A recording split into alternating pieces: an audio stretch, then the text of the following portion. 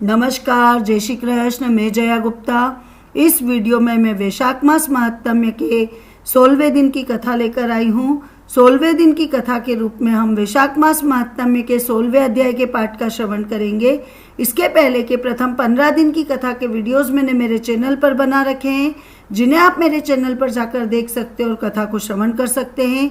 इसके अलावा मैं इस वीडियो के डिस्क्रिप्शन में भी उनके लिंक दे दूंगी, जहां से आप उन सभी वीडियोस को देख सकेंगे और कथा को श्रवण कर सकेंगे। तो आइए देखिए वैशाख मास महात्म्य के 16वें दिन की कथा के रूप में वैशाख मास महात्म्य के 16वें अध्याय का पाठ। वैशाख मास को माधव मास भी कहा जाता है, क्योंकि यह मास भगवान श्री हरि विष्णु का अति प्रिय मास है। इसीलिए इस मास का नाम भगवान श्री हरि विष्णु के एक नाम माधव पर भी रखा गया है और इसे माधव मास भी कहा जाता है। वैशाख मास महात्म्य को 25 भागों में बांटा गया है, यानी इसके 25 अध्याय हैं। मैं प्रतिदिन आपको एक अध्याय का पाठ सुना रही हूँ। आज मैं आपको वैशाख मास महात्म्य के 16वें अध्याय का पाठ बताऊंगी।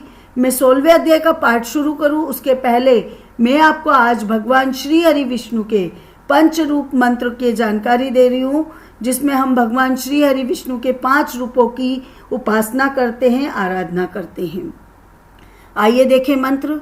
ओम अम वासुदेवाय नमः, ओम आम संकर्षणाय नमः, ओम अम प्रद्युम्नाय नमः, ओम अह अनिरुद्धाय नमः, ओम नारायणाय नमः। पंच रूप मंत्र में भगवान विष्णु के 5 रूपों की वंदना की गई है। यह भगवान श्री हरि विष्णु का पंच रूप मंत्र मैंने आपको बताया। आइए अब देखते हैं वैशाख मास महात्म्य का 16वां अध्याय। इसके पहले 15वें अध्याय में श्रुतदेव जी बोले, मधुसूदन भगवान के प्यारे पापनाशक वैशाख महात्म्य का फल और भी सुनो। पुरुयश राजा की कथा उन्होंने बताई। कहा कि वह बहुत शूरवीर, उदार और प्रतापी राजा था। उसने पूर्व जन्म में वैशाख मास के कर्म नहीं किए, जिसके कारण उसका राज्य, धन, संपत्ति सब नष्ट हो गए थे। तब एक दिन वह अपने सद्गुरु को याद करने लगा, तो उन्होंने आकर उसे वैशाख मास के धर्म करने को कहा, जिसके करने से उन्होंने पुनः अपना राजपाट, पुत्र, पौत्रादि आदि प्राप्त किए और भगवान श्री हरि विष्णु के चतुर्भुज रूप के दर्शन किए। अब आगे श्रुतदेव जी कहने लगे कि भगवान के दर्शन के आनंद में मग्न हृदय वाले उस राजा ने तत्काल शीश झुकाकर प्रणाम किया और बहुत देर तक आकुल नेत्रों से विश्वात्मा देव जगदीश का दर्शन करता रहा। फिर चरण धोकर जल सिर पर धारण किया और बहुमूल्यवान आभूषण, चंदन आदि से पूजन करने लगा।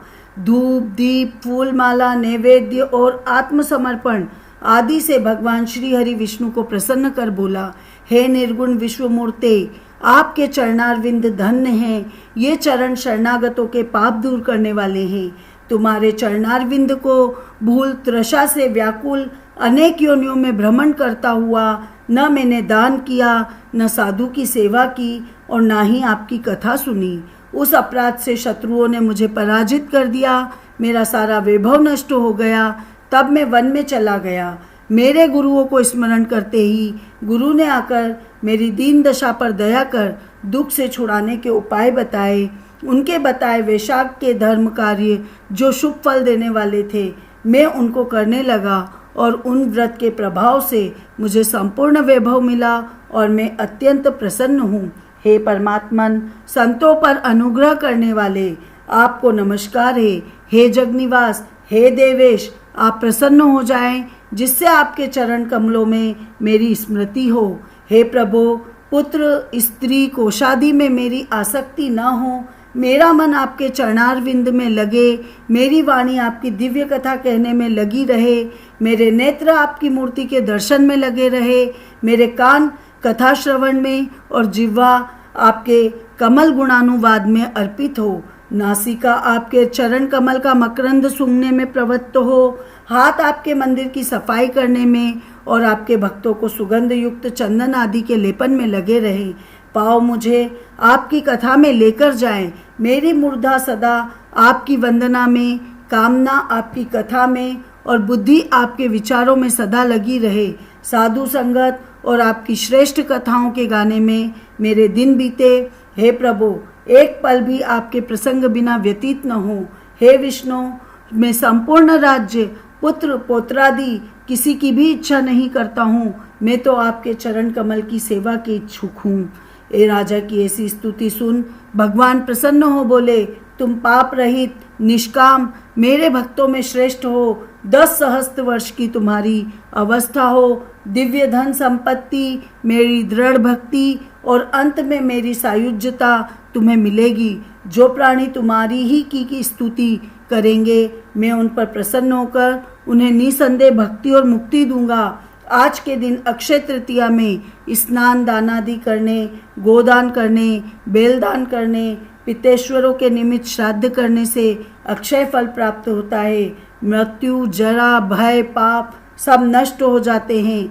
मैं वे शाखोक्त धर्मों से प्रसन्न होता हूँ जिनके करने से तप, अव्यय, पद प्राप्त होता है। जो प्राणी मेरे चरणों का स्मरण करेगा उसे प्रायश्चित की आवश्यकता नहीं होगी। तुम गुरु के उपदेश से वन में वैशाख के धर्मों में तत्पर हुए और जगत के नाथ भगवान की आराधना से तुम्हें सब वस्तुएं प्राप्त हो गई है। इस धर्म से प्रसन्न रहो, मैंने तुम्हें दर्शन दिया है। अब तुम देवताओं के लिए भी दुर्लभ इच्छित भोगों को भोगो। देवादिदेव जनार्दन राजा को ऐसा वर दे, वहीं से अंतर्ध्यान हो गए। तब वह राजा अत्यंत प्रसन्न हुआ। तदंतर गुरु महात्माओं का सत्संग कर नित्य प्रति ज्ञान प्राप्त करने लगा और वासुदेव भगवान के अतिरिक्त किसी को भी वह नहीं मानता था। वे शाखोक्त सब धर्मों को बारंबार करने से पुत्र पौत्रादि की वृद्धि हुई और संपूर्ण मनोरथ को भोग अंत में चक्रपाणी विष्णु भगवान की सायुज्यता को प्राप्त हुआ। जो इस परम सुंदर आख्यान को सुनते और सुनाते हैं वे सब पापों से छूटकर भगवान श्री हरि विष्णु के परम पद को प्राप्त होते हैं। इति श्री वैशाख मास महत्तम षोडश अध्याय संपूर्ण। आपको मेरा ये वीडियो अच्छा लगा हो तो इसे लाइक कीजिए, शेयर कीजिए और अभी तक यदि आपने मेरे चैनल को सब्सक्राइब नहीं किया तो कृपया मेरे चैनल को सब्सक्राइब कीजिए, बेल आइकन को हिट कीजिए ताकि आपको मेरे नए वीडियोस के नोटिफिकेशन तुरंत प्राप्त हो। हिंदू धर्म, संस्कृति, तीज त्योहार, व्रत कथा, रीति रिवाज इत्यादि जानने के लिए मेरे साथ बने रहिए। जय श्री कृष्ण।